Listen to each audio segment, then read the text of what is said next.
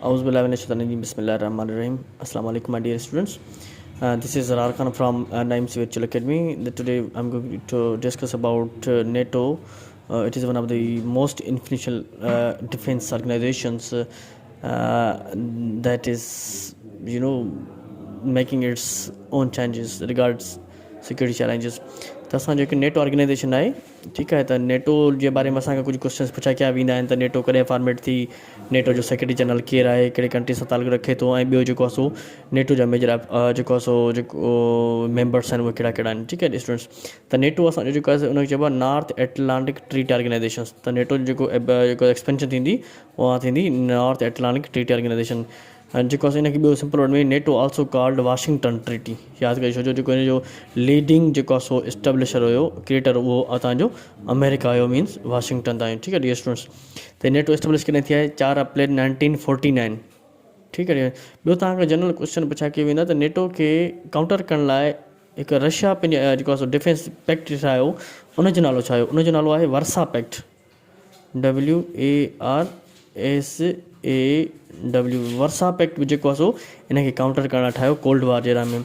Headquarter NATO जो पुछा कयो वेंदा उहो असांजे ब्रुसल्स आहे, तव्हांजो कैपिटल सिटी आहे बेल्जियम जो, ठीकु आहे dear student. First secretary general of NATO जो उहो तव्हांजो हेस्टिंग्स इस्माइल आहे, हेस्टिंग्स इस्माइल तव्हांजो फर्स्ट जेको आहे सो. करंट सेक्रेटरी जनरल असांखे पुछा कयो वेंदा उहो तव्हांजो Jens Stoltenberg, former prime minister of Norway. त जेन्स स्टोलनबर्ग छा हुयो? फॉर्मर प्राइम मिनिस्टर ऑफ तव्हांजो जेको नॉर्वे जो. टेन्योर घणो हूंदो आहे? उनजो हूंदो आहे टेन्योर 4 years, ठीकु आहे डियर स्टूडेंट. त जेको टेन्योर हूंदो आहे नेटो जे जेको आहे सो सेक्रेटरी जनरल जो घणो हूंदो आहे? उहो हूंदो आहे 4 years, ठीकु आहे डियर स्टूडेंट. उन खां पोइ जेको आहे असां ॿियो आहे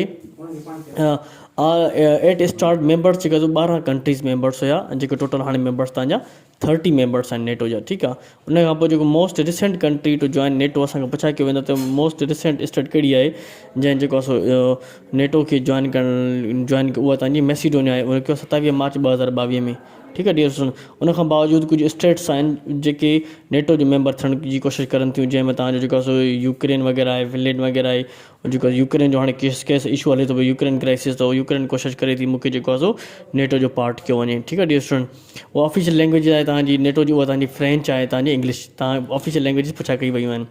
NATO founded in Washington DC found थी, ठीकु आहे. फाउंडिंग लीडर्स ऑफ नेटो तव्हांजो आइसेनहावर ऐं हेनरी ट्रूमैन, ठीकु आहे. त आइसेनहावर ऐं हेनरी ट्रूमैन आहिनि, ठीकु आहे. पर्पज़ छा आहे नेटो जो? Safeguard allies freedom and security by political and military means, यादि कजो, ठीकु आहे. त मिलिट्री मीन्स जा सपोज़ कयो जीअं नेटो जो ऑपरेशन थियो अची, नेटो जी इन्वेजन कई अची अफ़गानिस्तान में 2001 में, तव्हां ॾिसो अची ऑपरेशन्स थिया, उन में ऑपरेशन तव्हांजो अफ़गानिस्तान में नेटो जा जेके आहिनि ऑपरेशन इंडिवियर फ्रीडम आहे तव्हांजो. ऑपरेशन कहिड़ा कहिड़ा आहिनि अफ़गानिस्तान में नेटो जा? ऑपरेशन इंड्यूरिंग फ्रीडम, ठीकु आहे डियर स्टूडेंट. हिकिड़ो ऑपरेशन इहो थियो आहे. ॿियो आहे तव्हांजो ऑपरेशन रिज़ोल्यूट मिशन, यादि कजो. त अफ़गानिस्तान में जेका हाणे ऑपरेशन्स नेटो कया उनजा नेम्स पुछा करे सघो. जेको इंडिवियरिंग फ्रीडम आहे, ॿियो तव्हांजो ऑपरेशन रिज़ोल्यूट मिशन, ठीकु आहे डियर स्टूडेंट्स. उन खां पोइ आहे त Iceland is the only member state of NATO which has no military. त आइसलैंड जनरल क्वेश्चन पुछा करे सघो त आइसलैंड कहिड़ी जेको उहा स्टेट आहे जंहिंखे मिलिट्री न आहे, यादि कजो, ठीकु आहे डियर स्टूडेंट्स. त 70% of defence budget of NATO is given by USA. 70%, यादि कजो, घणा परसेंट?